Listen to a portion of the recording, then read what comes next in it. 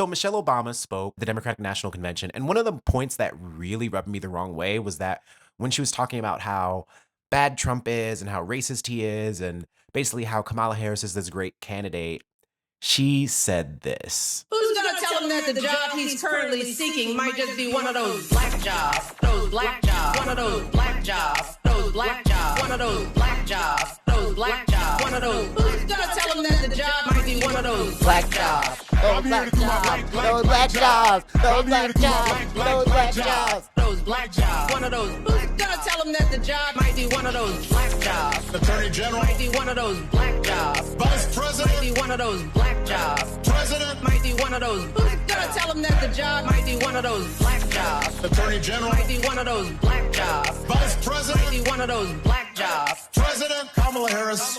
Might be one of those black jobs. Those black jobs. Honestly, that song, I'm playing it because it's so embarrassing, but it actually slaps. I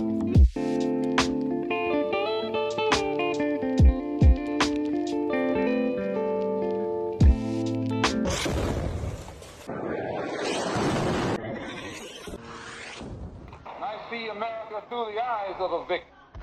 I don't see any American dream. I see an American nightmare.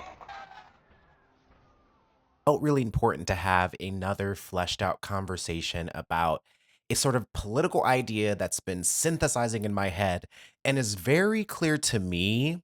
But in a recent conversation, I once again realized, oh, we all come to our political processes with different definitions of commonly used words, but these different definitions don't mean you or I are necessarily wrong.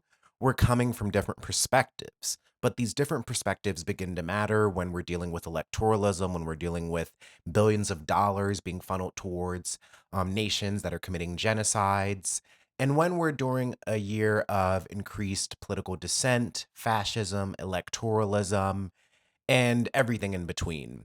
And I want to start this conversation by one, thanking everyone for watching my videos in the past. If you haven't, go and check those out. There's plenty of videos that kind of synthesize other topics. But recently I was in St. Louis for a writing event, which was actually, it was a really cool writing event. It was a radicalism and writing conference. But at this event, I ended up talking to someone who was also a longtime organizer, older than me. And we started talking about like our theories of change, and this person was a labor organizer, and I was kind of talking about my experiences in labor organizing and how it kind of dissuaded me from that work, at least with the experiences that I went through. And we kind of hit a hard point where he was basically asking me like, oh, what's your theory of change? Like, you have all these ideas and blah, blah, blah, but like, what is your theory of change? And I started to explain it.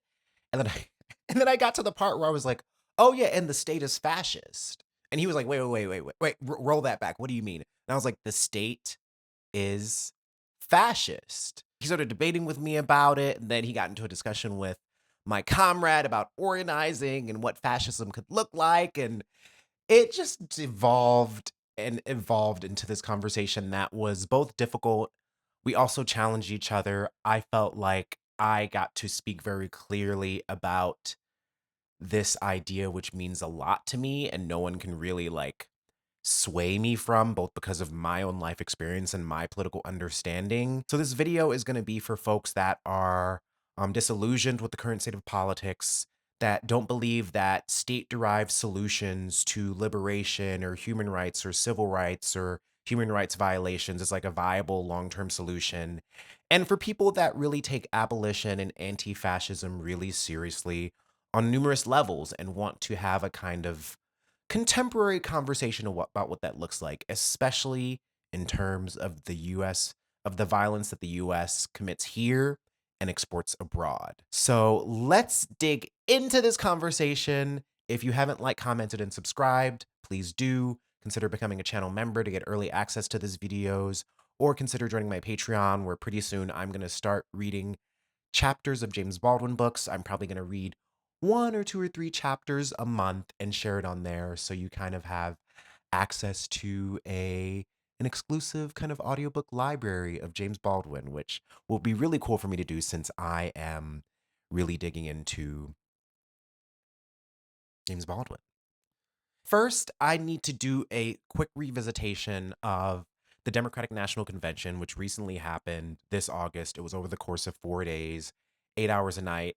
And I watched one night of it all the way through, but the other nights I definitely kept up on the news and tried to research and learn as much as possible. But the night that I watched, it was just the DNC was a fucking dumpster fire. And I know if you go to the mainstream news, you'll see all kinds of things like, oh my God, like the Chicago police showed restraint and there was so much joy and Oprah spoke and Michelle Obama and oh my God, Bill was there. You mean super predator fucking fear mongering Bill? And there are plenty of things that bothered me. But if I can synthesize the main thing that bothered me about the DNC, it was the Democratic Party's willingness to resort to not only dog whistles that would align itself with right-wing talking points or Republican talking points, but it was about the legible goal at the DNC for the Democratic Party to make itself more appealing to centrists and or Republicans. And there are some great TikTokers out there that talked about this, but there was one TikToker. We are willing to vote for her if she gets an arms embargo and a permanent ceasefire, but that's too much. Go watch their full video before you leave a comment on this video, but that's the take. That is the take right there.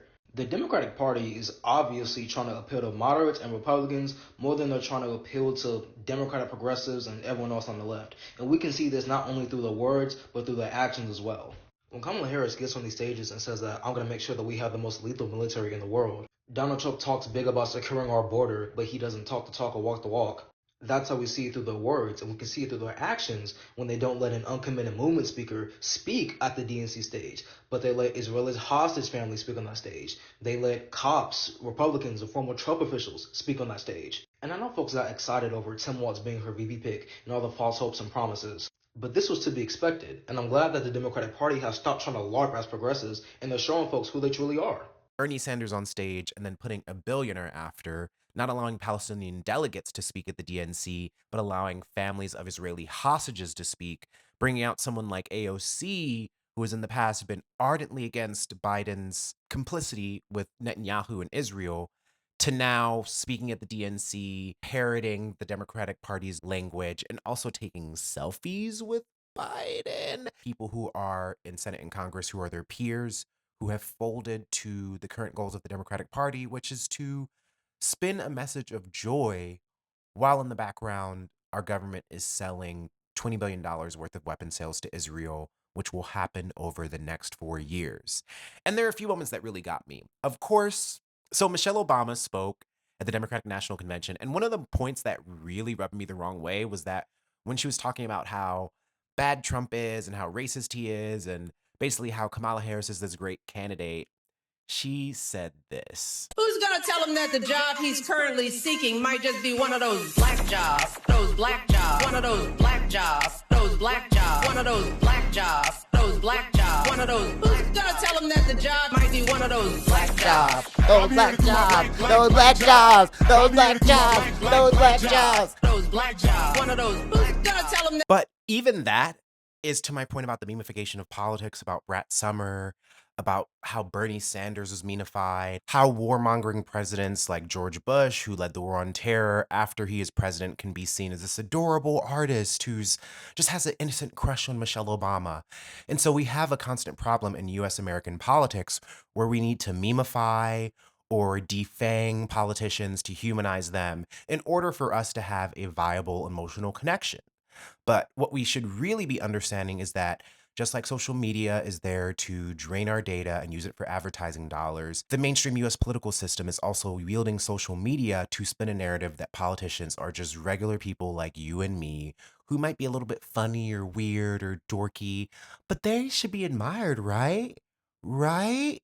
Run my clip about Kamala Harris laughing about smoking marijuana every once in a while after actually locking up people for marijuana in the past. Now, Senator Harris says she's proud of her record as a prosecutor and that she'll be a prosecutor president, but I'm deeply concerned about this record. There are too many examples to cite, but she put over 1,500 people in jail for marijuana violations and then laughed about it when she was asked if she ever smoked marijuana. She blocked evidence. She blocked evidence that would have freed an innocent man from death row until the courts forced her to do so. She kept people in prison beyond their sentences to use them as cheap labor for the state of California. And she fought to keep cash bail system in place that impacts poor people in the worst kind of way. Are these politicians or people? So the black jobs comment really, really bothered me, especially because I was just thinking, like, Michelle, you talked about how the White House was built by slaves. Like, not only are you stacking on these contradictions, you're using them and trying to say that Kamala Harris being a black imperialist is like a sign of progress, which I think generally was my problem with the DNC. I mean, even Kamala Harris got up on stage during her speech and said, I defend Israel's right to defend itself, and we're going to have the most lethal military in the world. Go online and look at any of the side-by-side comparisons of Donald Trump's speeches where he talks about the military and that speech by Kamala Harris. They are using the same talking points. And this is what I find frustrating when people say, like, oh, Kamala's progressive, like she had the Back to Track program and she did all these other things to like criminalize like sex offenders and sexual predators and all those things. And our reliance on the criminal justice system to respond to violent crime isn't a justifiable reason to ignore all of the extreme, horrific, racist, and anti-poor violence that our current carceral system commits. It's not an excuse. And I think this is what is interesting about when people think about Kamala. They think she's smart on crime, like she wrote a book called Smart on Crime. And my question is, why can't Kamala be smart on genocide? Why can't Kamala be smart on foreign policy? Why can't Kamala be smart on the border? Why can't she be smart on any of these things in terms of humanism? And that is the real question. And my answer to that is she doesn't need to be smart on those things, because if she's smart on violence and repression and all of the things that aligns with the status quo, she will ascend to the amount of power that she currently has right now. And that is the sacrifice that she has made as a supposedly progressive politician. All of these discrepancies with the DNC, whether it be all of the parroting of progressive language like join the movement or be the change or we're not going back, weaponizing legitimate radical black history to tell people to vote for a commander-in-chief who's just going to be another black imperialist. All of the social and political mechanisms that the DNC were deploying leaves me with the assertion that the state is continuing its fascism. It's just giving it a different face. It's giving it a more disguised form. It's making it a black Asian woman. It's making it all of the older black people in that audience whose faces could be used by mainstream media to corroborate a narrative that this is actually progress. But it's progress for who, as I've stated in other videos? Progress for us as Americans, as black Americans, as people that are worried about our livelihoods and civil liberties here to vote for Kamala Harris? Or is it liberation for people abroad, where if we used our privilege and actually opposed fascism, opposed the various forms of repression that the state reliably turns to, whether it's Republican or Democrat, then we would be in a very different political scenario right now. First, before we dive into everything else, I want to dig into some of the basics of the terms that we're going to be using in this video. Fascism, repression. Since I really love this body of thought, and I was actually talking about it a lot this weekend, we're going to talk about necropolitics. Woo, woo, woo. Give me a thumbs up in the comments if you remember me talking about necropolitics before. And first, what is fascism? Fascism is loosely defined as a far-right, authoritarian, ultra-nationalist political ideology characterized by dictatorial power, forcible suppression of opposition, and strong regimentation of society and the economy. And if we look at each of the things that this definition defines fascism as, we can see it on both sides of the aisle. Characterized by dictatorial power. In my mind, dictatorial power is any kind of power structure that uses political force or repression, exploitation to incentivize people to agree to a certain kind of punishment. Forcible suppression of opposition, that falls under the definition of repression as well. Think of COINTELPRO, think of policing, think of the RICO charges against those who have been opposing cop cities in various parts of the country. Think about the repression against the Standing Rock movement and so many other movements, or the mainstream media's reliance on denigrating repression and how Democrats or liberals or progressive denigrate more militant or violent forms of political action. Strong regimentation of society and the economy. This is definitely something that is more leaning towards the right-wing side of things, but when I look at the war profiting that has happened under the Biden administration and the current deals that are being made to send more money to Israel to militaristically and economically align ourselves with Israel, I definitely think of the regimentation of society and the economy towards the purpose of militarism, towards the purpose of protecting our borders, towards the purpose of xenophobia, which you can say that Kamala Harris has pushed and stood 10 toes down on, especially since she has been running for president of the United States. Just look at her fucking speeches. Just look at it. Is disturbing. I want to bring in George Jackson, who was a famed Black revolutionary who wrote works like Blood in My Eye and Soledad Brother. And George Jackson is a really important political figure for folks to like remember and understand and read up on.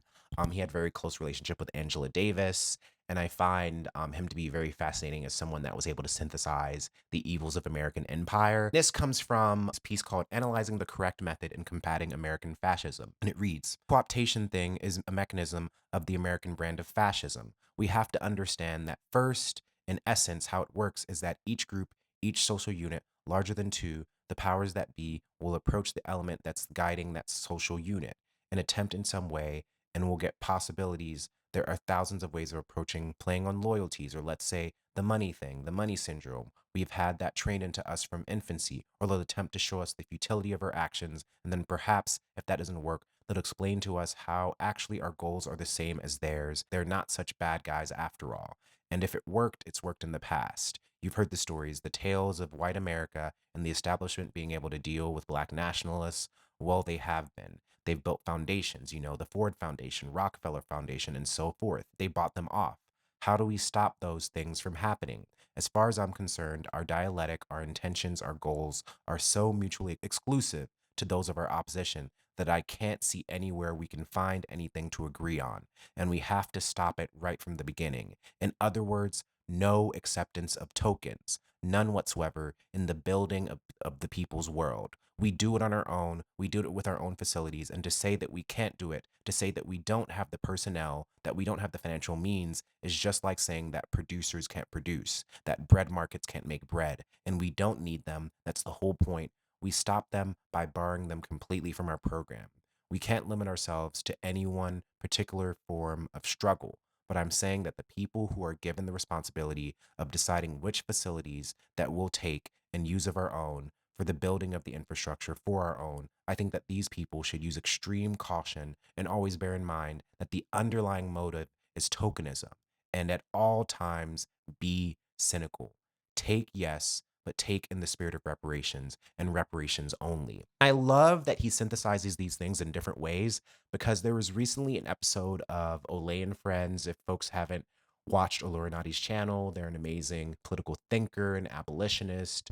And they talk a lot about our current political landscape. And I've been on 2 of those episodes, and there was recently an episode that I watched actually after leaving St. Louis, where there were so many amazing points made about the uncommitted movement. If you look at the DNC and what the Democrats and progressives who align with the Democrats right now are really doing, they're using movement language to make people feel inspired in their space. All of the calls for hope, all of the calls to a more radical history, how we fought for so much, how we aren't going back. Not going back for Black people means that the ultimate emancipation from the Black liberation perspective is death, is resistance, is burning down the fucking plantation. So how can that language be used during a Democratic National Convention where Palestinian delegates, Palestinians who are experiencing a lot of the same, if not a deeper sense of militaristic carceral violence, and have used those experiences to not only support Black struggles here in the US, but this has been a historical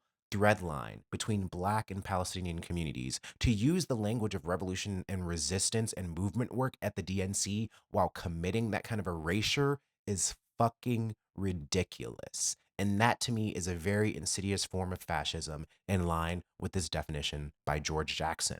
Really, it's best not to think about the consequences of our actions over there, especially given the theme of the week.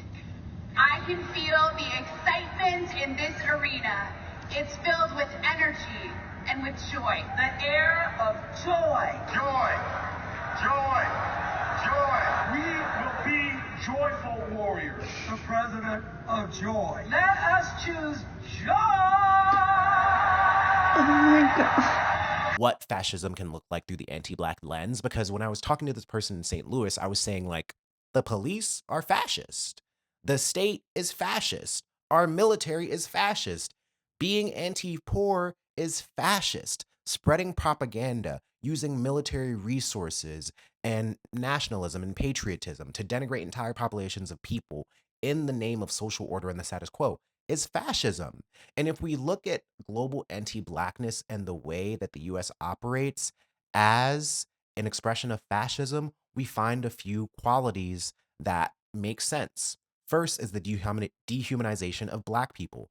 Fascism relies on dehumanizing Black people, casting them out as dangerous or criminalizing them. And these practices look like slavery. These practices look like Jim Crow, like mass incarceration, like our current battles against police brutality. And when I say the dehumanization of Black people, I think about it through the Afro-pessimist lens. Like, you can dehumanize Black people through necrophilia, which is a fascination with Blackness, a romanticism of it to the point that you dehumanize it, or negrophobia, which is when you actually fear Blackness or you criminalize it or you denigrate it and you make it something less than. And we can see that throughout pretty much every part of social life in our world, right? State-sanctioned violence. The state uses violence, including police brutality and surveillance, to maintain control. And we can see this through the historical understanding of what slave controls are. We can see it through the police murder of Sonia Macy or Tyree King or Tamir Rice, or any of the tools at the state's disposal to lock Black people up with next to no reason. I mean, I think of Khalif Browder, the Black teenager in New York that was locked up for years, for months, over a stolen backpack. A stolen backpack. Another way that we can look at fascism through an anti-Black lens is economic exploitation. So the wage theft, the discriminatory lending, the fascist policies that rob Black people of opportunities. Think about Donald Trump resorting to housing discrimination. Think of all the current opponents to affirmative action that say it sways the scales in another direction and favoritism. Affirmative action was brought in because there was literally legalized discrimination against Black people. Redlining, about the way that police stop people from entering certain neighborhoods, about how gentrification operates as a form of economic violence. And through all of these lenses, I view the state as fascist because our state is inherently anti-Black. And you can use plenty of other lenses. You could use the lens of xenophobia, of being anti-poor, of being anti-LGBTQIA, of being anti-woman, anti-trans. If a government can legalize and legitimize various forms of violence against human beings, that to me is a force of fascism that we are seeing deployed all the time, and the US just is really good at innovating it. Where do you sleep, Jerome? In this bed. You have this big bed? Yes. What happened? How did you get that hole in that bed there, Jerome? The rats. The what? Rats. Now, Jerome, you are taking care of Kathy, of Beulah, and Lois. Yes. Now, are you going to give them lunch today? Yes. What are you going to feed them? I don't know. Do you have any food here to give them? Yes. I see. And what time did you come out the field this morning? 6 o'clock. What time would you get home? About 3:30, 4 o'clock. 6 this morning to 4 o'clock this afternoon. That's right. How much did you earn? $1. $1? That's right. $1. Is that because the beans were of poor quality? That's right. Has this happened before? That's right. How much will your food cost you today? About $2. Aileen, how old are you? 29. How old were you when you first started working in the fields? 8. You've been working 21 years in the fields? That's right. Aileen, do you ever think you'll be able to get out of this kind of work? No, sir.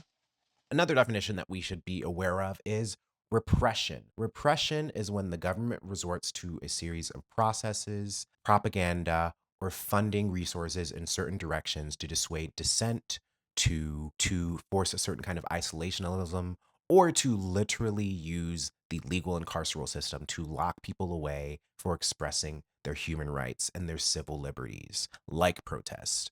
And I want to bring in a very clear kind of explanation of this. If I think the most clear example that we can look at it from the US perspective is COINTELPRO. December 4th, 1969, when Chicago police raided his apartment and shot and killed him in his own bed. Black Panther leader Mark Clark was also killed by police in that raid.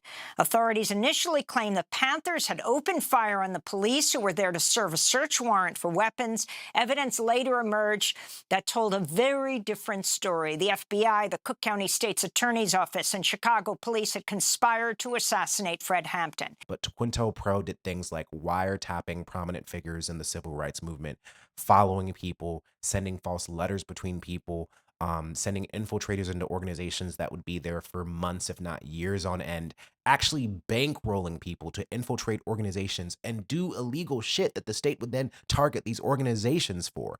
Watch Judas and the Black Messiah. Read about the murder of Fred Hampton. Read about the murder of Malcolm X. Read about any slain person in the civil rights and the Black Power movement and the anti-war movement, and you'll begin to understand and get a grasp of what COINTELPRO is. If you are far leftist now, or if you're someone that is into anti-repression or understanding how to do that work, COINTELPRO is one of our biggest historical references for understanding how counterinsurgency works, how repression works, and how it can come in various forms. And for those that do movement work now, you might know of the phrase security culture, but security culture is a series of behaviors to protect yourself from state surveillance and to not necessarily fearmonger or sow paranoia, but to make sure that people in your organizing spaces only have the information that they need to know, and that unnecessary information about political actions or things that are happening isn't shared unnecessarily in spaces where they don't need to. That's why when I talk about revolution and revolutionary processes and other thoughts and ideas online, when people comment and they're like,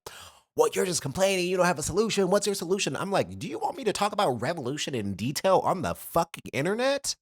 It doesn't make any fucking sense. You need to choose your language carefully in terms of security culture, because who you're around should dictate what kind of information you're sharing and whether or not it's relevant to them. And we can even look at COINTELPRO and the modern manifestations of it.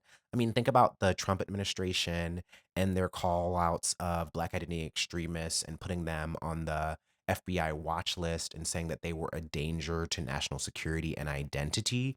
These are just people that were organizing with the Black Lives Matter movement. Talk about the relevance of necropolitics. Necropolitics is a term coined by the philosopher Achille Mbembe, referring to the power and capacity of the state to dictate who may live and who must die. It involves the use of social and political power to dictate the fate of individuals and or groups. Necropolitics is especially relevant when analyzing the US state through the lens of fascism and anti-Blackness, as it provides a framework for understanding how the state uses death and violence to control the population. And necropolitics to me is really where I can begin to like really understand, if I look at the different functions of the state, like the state isn't really there to protect our human rights. The state is there to protect property, to reinforce the status quo and social order, and to protect capital. Human rights is usually at the bottom of that list. Like there are times and instances where you could be like, oh yeah, like, but think about sexual assault. Think about domestic violence. Think about the racial biases that we often criticize police for having.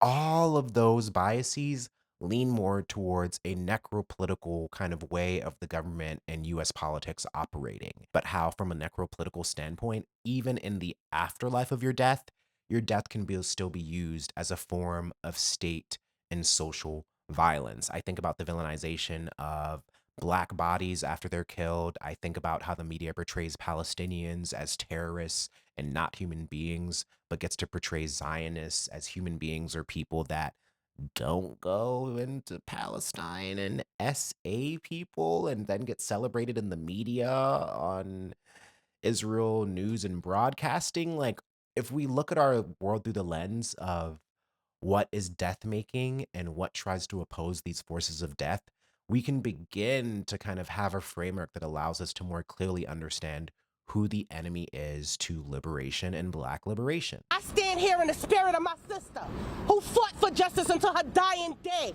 for my father, standing outside protesting. She called the CCRB to do this investigation, and they didn't do their job. We called the Department of Justice. They didn't do their job. So no, I'm going to stand outside and I'm going to scream it. Pantaleo needs to be fired! no, we will not rest. No, we will not be calm. De Blasio, what's up? When are you going to fire this officer? So where's the justice? Don't apologize to me. Fire the officer. There is the very serious question of how does fascism show up in our current world and political system? And I have a few examples that are just kind of very relevant and clear to me. But first is the US's reliance on militarism and militaristic intervention. I literally was researching this earlier and I pulled up an article, or no, it's a video that explains that the US has launched 251 military interventions in other countries since 1991. And since 1978, listen to this number, 469 military interventions since 1798. And these military interventions, just read the history. Some of them have literally led to Al-Qaeda. Some of them have involved us literally being a part of the Iran-Contra scandal. Some of them have literally involved the war on drugs. Some of them have literally involved intervening in freedom and decolonial struggles in other nations while we're claiming to be the greatest democracy in the world. What was Vietnam? How much of the US's reluctance to intervene in certain kinds of global crises is based on economic incentives in terms of trade deals and what kind of industries we want to be tapped into and what nations align themselves with that. And when we think about the justification for militaristic intervention, we can remove it from colonialism and settler colonialism. I mean, literally, Manifest Destiny was the logic that colonizers used to come to North America to burn and destroy land, to spread sickness to indigenous people, and to erase their culture, to perform violence against them, all sorts of violence, and to literally kidnap and extradite them from the communities that they have lived in, and then to continue to do that for hundreds of years. It's why a land back movement exists now. Why does the US need to give so much money to its military? Why is this so necessary? Who are we protecting ourselves from? And how many enemies have we fucking made in this world? Like you go and intervene in a country and you disrupt their decolonial process and you don't think that'll revolutionize people and have them form militias where they might want to oppose the violence of the US and their complicity in other violences? The US's reliance on militarism and the advent of slavery into slave patrols, into segregation, into our current prison industrial complex as we know it, we can look at the advent of cop cities, which is happening right now all around the US. I will close with reminding you of the stakes. Tortuguita was a warning shot. Rayshard Brooks was a warning shot. Jimmy Atchison was a warning shot. Katherine Johnson was a warning shot. Anthony Hill was a warning shot. Scout was a warning shot. Alexia Christian was a warning shot. Jan Robinson was a warning shot. Oscar Kane was a warning shot. Time has expired. The state has shown us their hand, Atlanta. Time has expired. They've shown us what they would pay for war. Thank you. What would you pay for freedom? Thank you. City down south in Atlanta. His name was Tortuguita, and I just want to have a moment for folks to understand how serious that is, how it's impacted literal communities in the US that are opposing cop cities right now, and how this is a form of violent repression, if not fatal repression. There's a website called Is Your Life Better or Are You Just Going Along? And they have an entire page breaking down the different cop cities. And even if we're just looking at the map, there are close to, if not more than 36 cop cities either currently being built or proposed around the country. Cop City would be one of the largest militarized police training centers in the country, all built by clear-cutting Atlanta's largest green space. And these cop cities cost millions of dollars. You should probably look up your city, your state, and figure out if there's a cop city being built there, because I know even here in Ohio, there was one being proposed in Cleveland, and I'm not even sure if it's actually going to happen or not. A part of my own immense cynicism around Kamala Harris and wanting to vote for her and wanting to ignore the role of criminalization in the forms of fascism that the US deploys and anti-Black violence, we can look at like Chicago and see that Lori Lightfoot was a politician who's a Black woman, queer. When Black people are put up in high places, especially when they have attachments to different arms of the state that have performed anti-Black or carceral violence, that makes them palatable to the system, because to white supremacy or white hegemony or imperialism, they're doing things that align with the ultimate goal of fascism or carcerality. They're using the tools of the state to dissuade dissent. And what would it mean for someone like Kamala Harris, who is a former attorney general, a former DA, someone who has various elements of progressive history, but at this DNC showed that she can parrot the literal militaristic language and violence of the Republican Party and the right wing in order to seem a little bit more palatable to people in the center. And what I really think and worry about with cop cities is that instead of the National Guard being called into cities when the next wave of mass mobilization and protests happen, these cop cities are going to have the infrastructure and resources to do that kind of damage without necessarily having to call the National Guard in. And they're going to be able to innovate technology. They're going to be able to hold conferences and bring in all sorts of speakers, maybe some more IOF people coming in different cities around the US to train those police forces. And so the advent of cop cities, I think, are very much a very real expression of all of the possibilities of what repression can look like in the US. And there's another website that I pulled up, um, and it says that in terms of cop cities, there has been discovered evidence of 69 related projects, and there are 3 states in the entire country without any plans for a cop city. Can you imagine, like, you don't need National Guard coming in, like, they're just gonna build a cop city. Where are the cops gonna live? They're probably gonna live in your neighborhoods with you. Do you want a cop living next door to you, riding their bike to their fucking cop city? It's terrifying. It's actually terrifying. It's actually terrifying. When I think of carcerality as a force of anti-Blackness, it's literally there to, like, remove Black people from communities and erase them. And maybe that's, like, a loosely necropolitical function of carcerality. It's like to remove us and destroy our internal lives, even though I don't believe being incarcerated means your internal life is destroyed. I think it very much still continues, even though the carceral system does perform physical and psychological violence. But I think about Hurricane Katrina and how this was one of the first events in my mind where I really realized, like, oh, our government doesn't give a fuck about us, and they will lie, and those lies will lead to us dying. I'm gonna read from Toward Freedom about some of the impacts of failures of our governmental system to react. Hundreds of thousands of evacuees scattered far and wide. According to the Data Center, an independent research organization in New Orleans, the storm ultimately displaced more than 1 million people in the Gulf Coast region. And this is not to forget that Hurricane Katrina, a lot of the decimation and damage that happened was because the levees broke, and those levees were near communities that were extremely Black and extremely poor. So the need to actually fix the things in the city that were going to protect these people in this kind of situation, it wasn't really needed because those people to the government were not important. And it's maddening that I saw this when I was like 10 or 11, and I didn't have all of the language to synthesize why it enraged me, but now I do. And I feel bad that we still live in a world where these kinds of violences and atrocities will only continue to happen because of, guess what?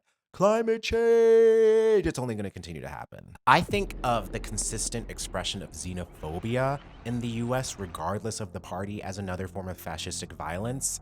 And there are so many examples that you could think of. You could think of Japanese internment camps. You could think of the Trail of Tears. You could think of Trump calling other countries shithole countries, or locking families up at the border, separating families. You could think about Obama as deporter in chief. But I want to break through one of the recent examples of the US's historical xenophobia that has led to literally one of the greatest violations of human rights. If we look at the US's xenophobic policies, we can see that one specifically led to inspiring some of the policies of Adolf Hitler's administration and the Holocaust, and that is the gasoline baths of 1917. The 1917 gasoline baths at the US-Mexican border were part of a disturbing public health campaign launched by American officials to prevent the spread of diseases, as they say, like typhus. Quotation. You know how I'm putting quotations up? This is why they said they did gas baths. This process involved using noxious gases such as gasoline and kerosene to delouse Mexican immigrants crossing the border. The treatments were not only degrading but also dangerous, as evidenced by a tragic incident in 1916 where a fire at the El Paso City Jail caused by a lit cigarette during someone was lighting a cigarette during gasoline baths. One of the workers in there lit a cigarette during one of these gas baths, resulting in the death of 27 people. This incident led to the infamous bath riots of January 28, 1917, where Carmelito Torres, a 17-year-old Mexican maid, refused to undergo the disinfection process. Her protest quickly grew into a larger demonstration involving thousands. Understanding and seeing these methodologies used by the US government, and that inspired, to some degree, gas deaths that occurred during the Holocaust. And the reason that this is so important to bring up is that we can't ignore the specifics of the violence that the US has committed here historically and then wrap them up and just say that our government isn't violent, our government isn't fascist. If you actually read like a lot of US history, a lot of our policies that have been based in xenophobia or scapegoating other people is literally about the dehumanization of other people so that it is more legible to commit violence against them, to erase them, or to just literally kill them off. And that has been the through line of USA politics and policies, no matter what side of the aisle that you're on. I mean, I even think about like, why were the Democrats opposing abolition? Or why were the Democrats opposing like blacks getting their voting rights? I thought the Democratic Party was about humanism. I thought they didn't want to go back. Oh God, the gas baths. We were evicted last minute, about an hour and a half ago or so. And this is how militant we are. This is how organized we are. I don't think that they realize how this is a whole movement for the relatives. The city sweeps, they evict people. They displace them when county workers, when outreach workers know where they're at so that their housing doesn't like advance. There's so much criteria, I guess, that they need to get housing. They need to have their ID. They have to be on assistance. They have to have their birth certificate. They have to have no warrants. These are things that workers are able to come and pick them up and go take them to make sure that their benefits are done. Take them to the DMV. Meet with, you know, their different DOC or like probation officers and stuff, judges, to make sure that their warrants. So many people don't have warrants here because they've been taken care of. Camp Nanakasi is no evictions. Let us be placed so we can house as many of the relatives that we can. We can help the relatives get off to treatment as they're ready. This is something from the Supreme Court that came out early this summer, June 20th, 2024. Supreme Court says cities can punish people for sleeping in public places. The article reads, in its largest decision on homelessness in decades, the U.S. Supreme Court today ruled that cities can ban people from sleeping and camping in public places. The justices, in a 6-3 decision along ideological lines, overturned lower court rulings that deemed it cruel and unusual under the 8th Amendment to punish people for sleeping outside if they had nowhere else to sleep.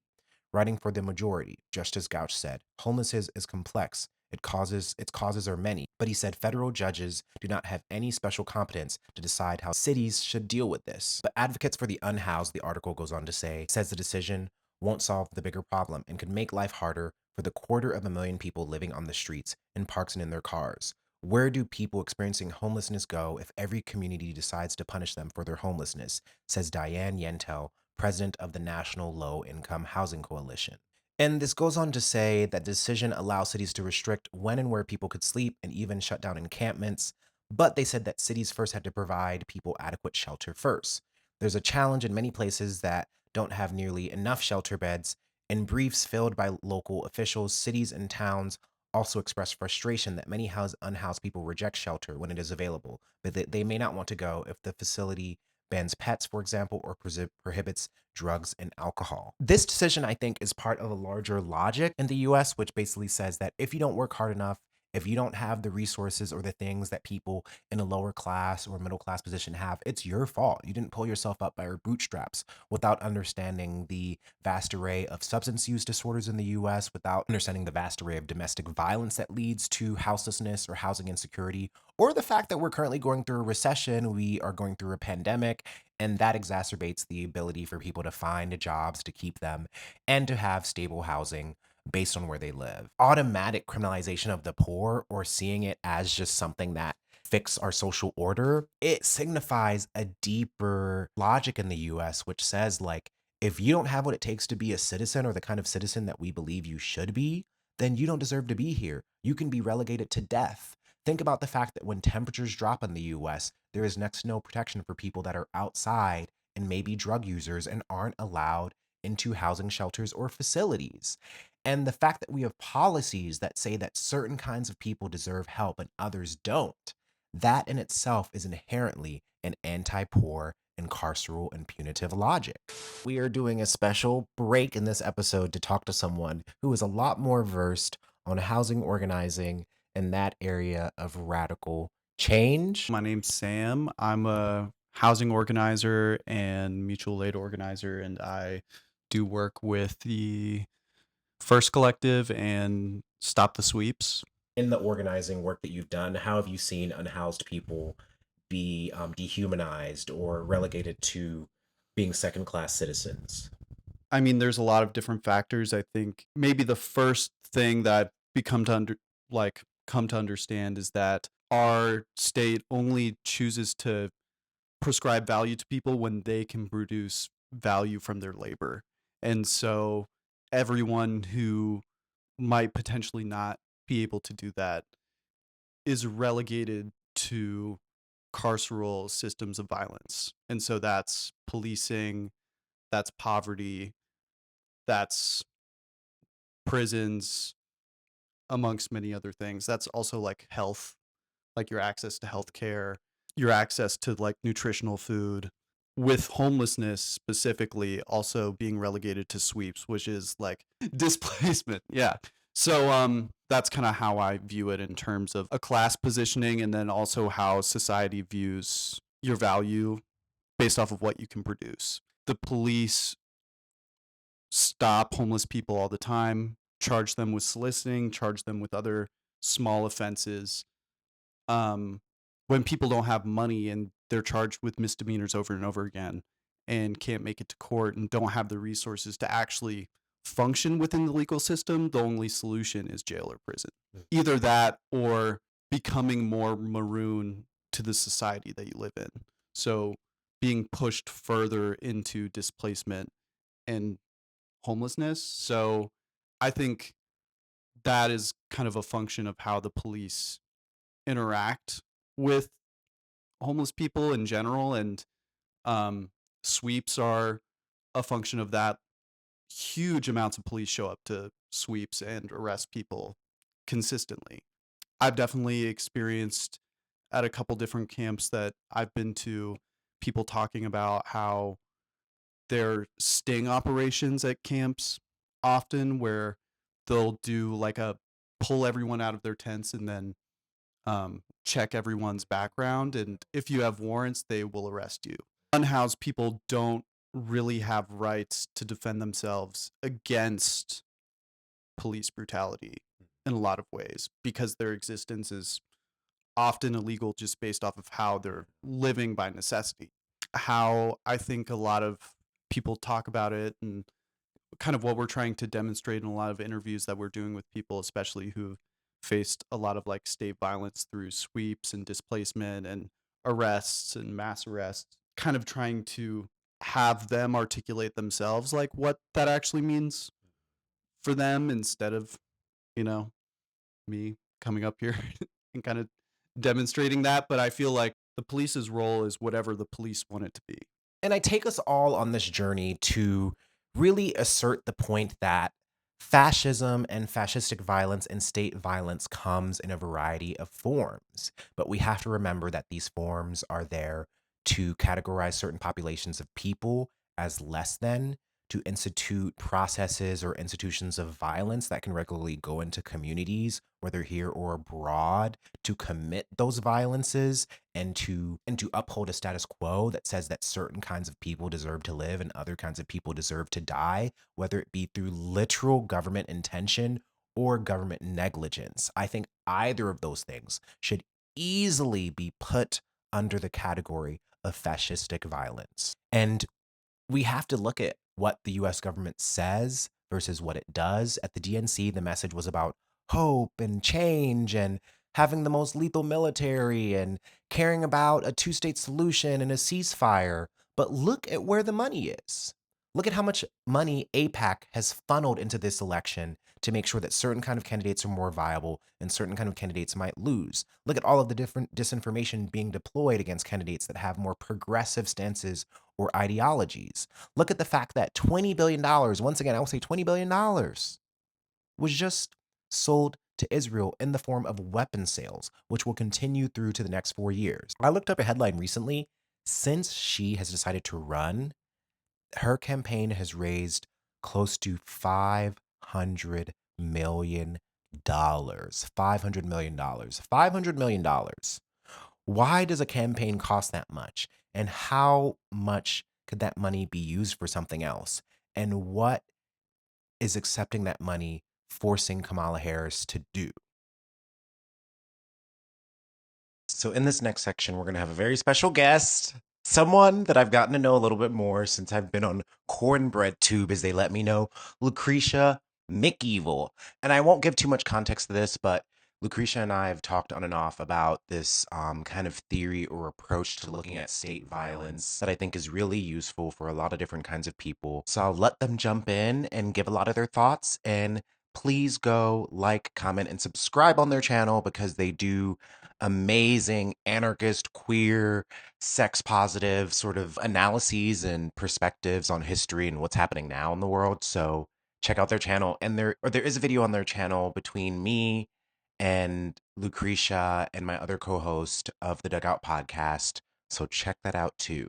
I've been saying that we're in a abusive relationship with the American government for quite some time, but I'm excited to be able to talk to you about what I really mean in this specific context. I have been radicalized for quite some time in my life. As an older millennial, I remember the same hope feeling that Obama gave Black folks and marginalized groups in general, because there was a marginalized person in power. And back then, I mean, I graduated in 2009. 2008 was about hope and excitedness. I saw my mom cry, being so excited that Obama got elected. I saw my grandmother, whose parents were sharecroppers, get the vote for Obama. So I understand why people are excited, but I know better.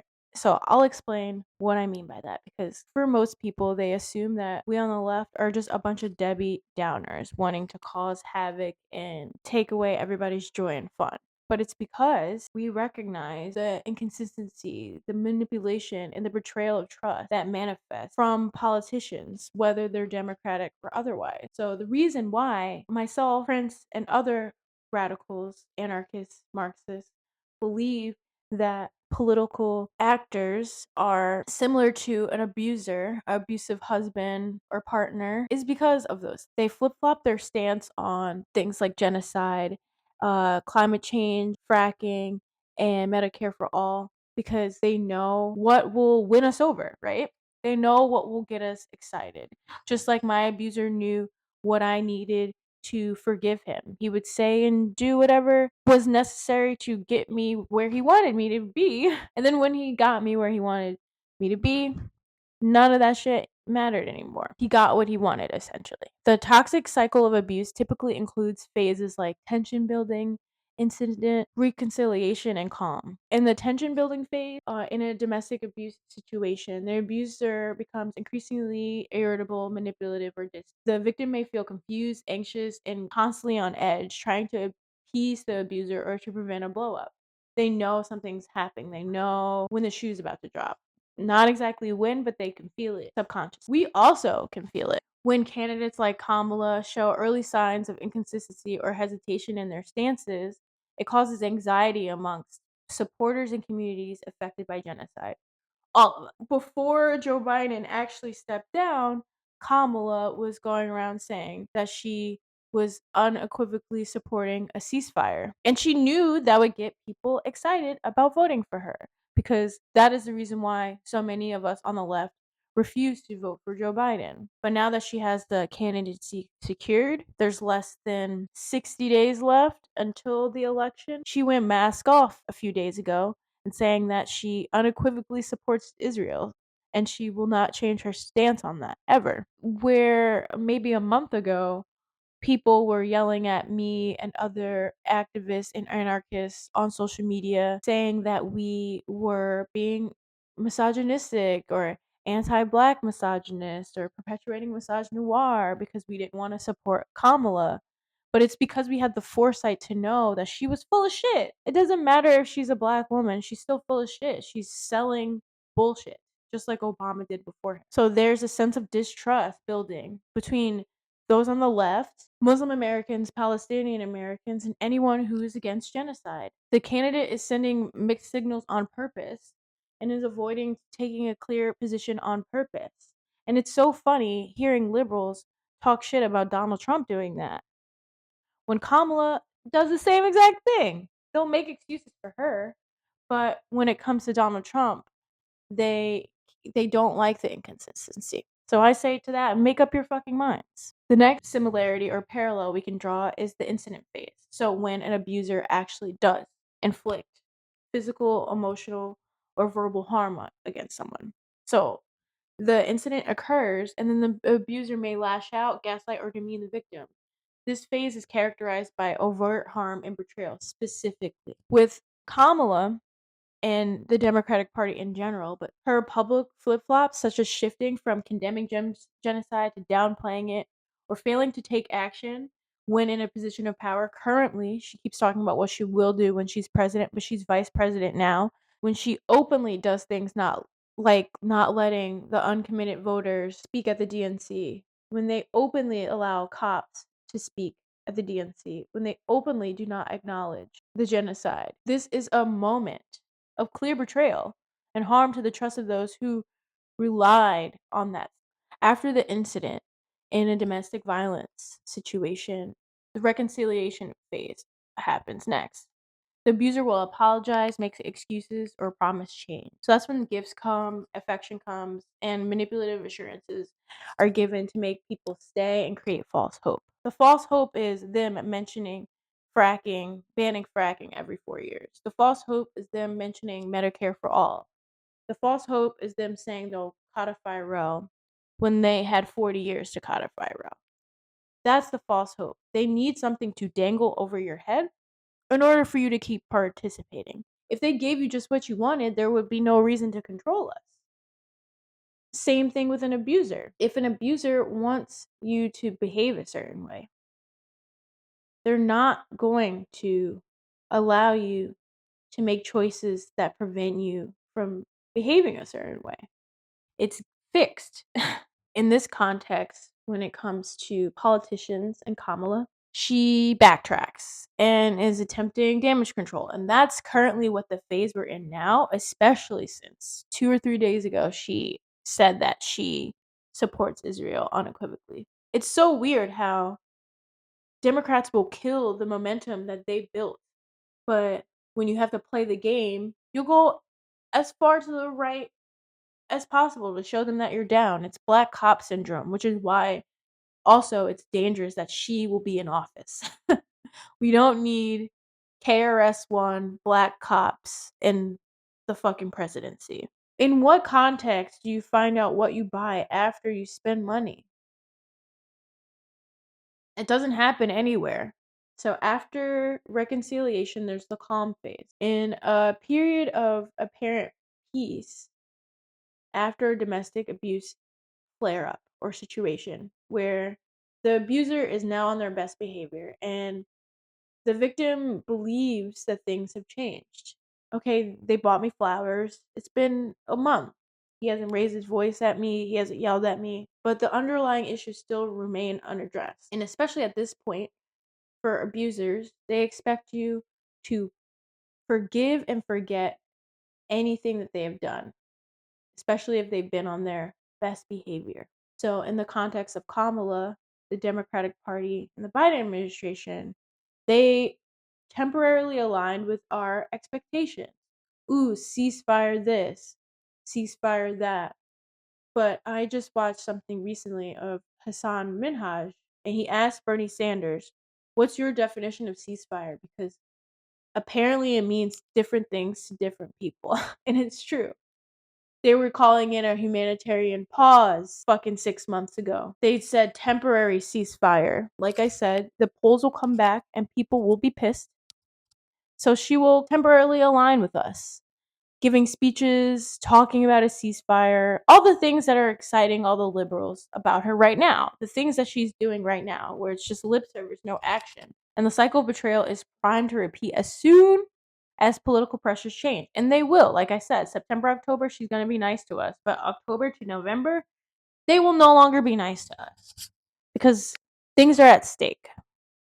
And you'll see it. I mean, it already started. That's why I deleted my TikTok when she announced her candidacy. Because I was getting so much misogynoir, anti-black sexism, and hatred just because I said I want her to earn my vote. Isn't that what she's supposed to do? And the reason why people are clinging on to her is because we're desperate. Don't you understand that you would drink toilet water if you were in the desert? Don't y'all understand that? And that's where we are right now with our electoral politics. And in the context of the election, it's difficult, right? Because people go crazy over elections. You're supposed to vote, especially if you're black. Your ancestors died for your right to vote. And I would like to reframe that. I think my ancestors died for my choice. They died and suffered so I can have a choice. They knew that this place was not built for them, which is why they had to suffer through it. So I think it's not only disrespectful, but cheap to bring up the ancestral line of black people when you want them to do whatever you want. It's very, yeah. There's a lot I could dive into it, but basically, the advice I would give to us to stop being abused by these candidates is to stop engaging with them. Everyone keeps saying, oh, third party votes will split the candidacy and give the votes to Donald Trump. Not if we have a lot of third party votes. We all just have to drop out. Stop picking the two people that are hurting you. You have to just take your ball and go home. That's how you stop abuse from happening, by removing yourself from the situation. Because if it's up to the abuser, they'll do it until you die. I saw a tweet the other day, and I'll end on this. I'm afraid us telling the Democratic Party that we'll vote for the lesser of two evils gave them carte blanche to think that there's something more evil than genocide.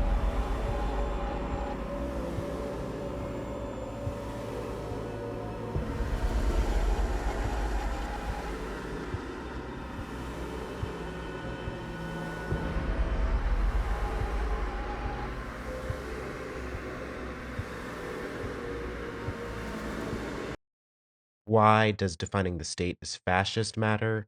And why does being anti-fascist matter? And what I'm kind of returning to again and again and again is that when we experience the violence of the state, the anti-black violence, the xenophobic violence, the colonial violence, the imperialistic violence, all of the forms of violence that the state resorts to, and it's seen as legitimate, what happens in the aftermath is we blame ourselves. We blame each other. And this isn't to say that people can't reinforce the logic, violence, and processes of the state in terms of denigrating other people or destroying them. But I think it's a deeper question of, are we fighting each other or are we fighting a system? And if it's each other, I think a part of colonialism, imperialism, fascism is telling us how we're separate, sowing that dissent, sowing that division, not allowing us to even imagine a world outside of the horrors of the system that we live under. I mean, even earlier, I went on X, the formerly Twitter, and you can see bodies of people destroyed, families torn apart, literal graphic images that are reminders of the violence that our state corroborates, our state funds. And anti-fascism to me is a serious question of, what kind of future do I demand? What kind of future do I demand in terms of whether or not I speak up about how my state funds genocide, whether or not I want a fair economy or a quality way of life for myself or my mother. I think about the fact that my family came to this country for the American dream, for the American dream. And look at what the American dream produces. Look at what it produces here and around the world. All of the people wrapped up in incarceration for simply resisting.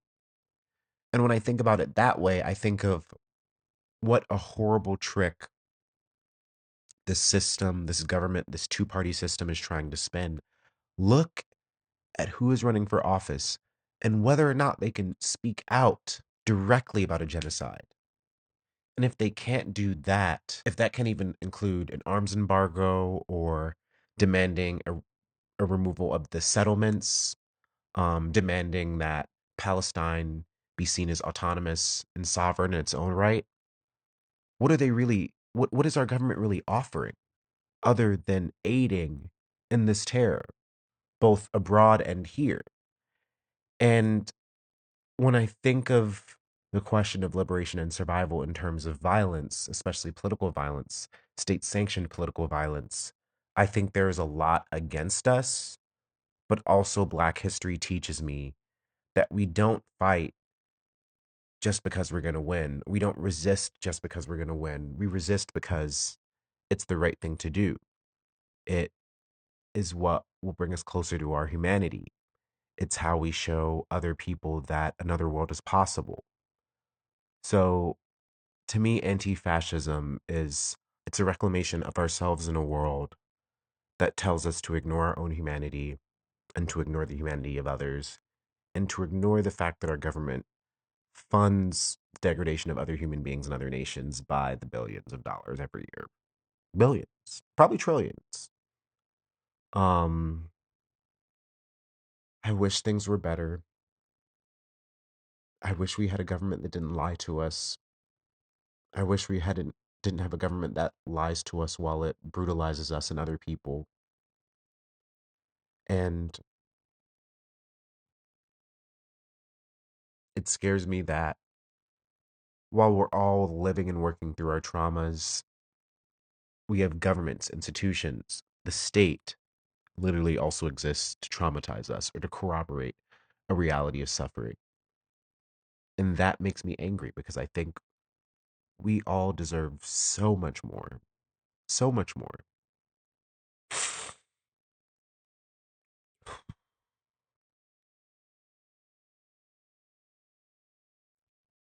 What a week! What a week!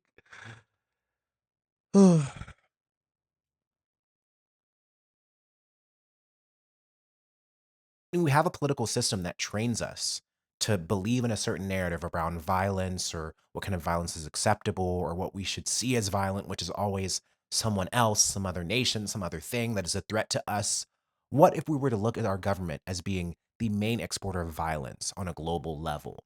And what does it mean that we are being asked to vote for either a white, orange, racist man who bought ads in the New York newspaper to denigrate the Central Park Five, or a woman who can laugh about locking people up for their kids not going to school, can apologize about more repressive policies in the past, and will still be largely complicit while an ongoing and current genocide is happening? Do we want progressive politicians even? Do we believe that progressivism can upend the US's commitment to necropolitics and being this death-making machine? I personally don't believe that progressive politicians are our way out. I believe that abolition has been the most viable way towards liberation from the beginning. And if I'm even just looking at Black history, Black people have fought consistently again and again throughout time to fight for abolition. But the more that we've been assimilated, we've been adopting a politics of fear, a politics of we can't go back. We have to accept the narrative that the government gives us. If we kind of play in line or if we perform Black excellence, then that means we might be safe enough to get to a future where things could get better. But what that forgets is that every single revolutionary win or struggle or reform or sense of progressivism that at least Black communities, disenfranchised communities have, has been fought for in resistance to the fascism that the US government regularly exports into our communities, whether that be denigrating protesters, whether that be saying we need to wait for progress, whether that be saying that the issues that people care about in terms of human rights violations or militarism, that those can be handled later. And when we look at fascism, fascism will either tell you that you're safe and you're fine and you don't need to think about all the other things that are happening outside of your door or your window, or it will tell you that you're a part of the problem and lock your ass up or lie about you and then criminalize you to the public. And it's a very serious thing that we're facing. And anti fascism to me is the answer because regardless of who is in office, we're going to see these various forms of violence manifest. They're just going to be given different language. Xenophobia under the alt right might instead look like needing to strengthen our borders and enable ourselves to have the right kind of national security under Kamala Harris. Fascism under the right might look like literally banning books, controlling what curriculum is in the classroom. But under the left, it looks like monopolizing and co-opting and weaponizing Black liberation and movement histories against us to make us think that the establishment is fighting for us when actually it's fighting for capital and it's fighting for imperialism. And this video can definitely include way more. I mean, I haven't even dove into foreign forms of fascism or how the US has explicitly intervened abroad. I'm still planning a whole video about a takedown of progressive politicians and why we shouldn't trust this political and emotional marketing that progressive politicians can offer to us on a large level.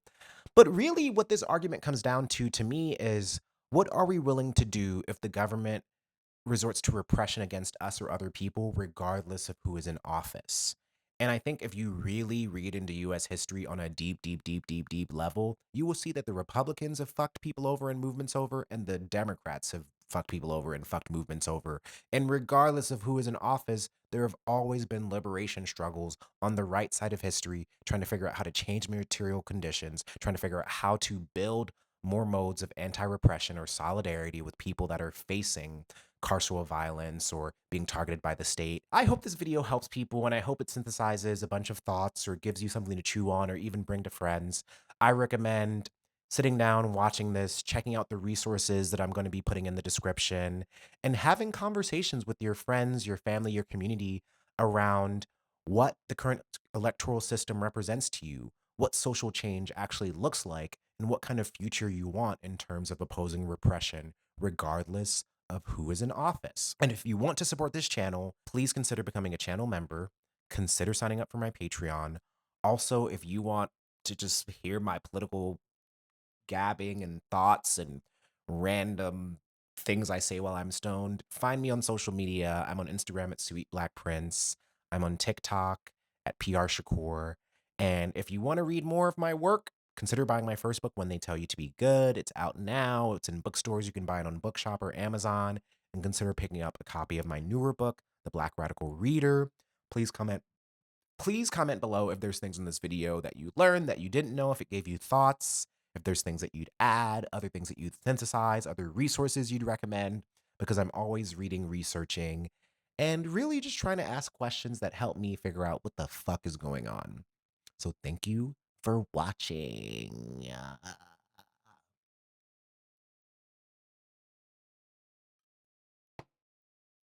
God, I'm not excited to see how long this video is going to be.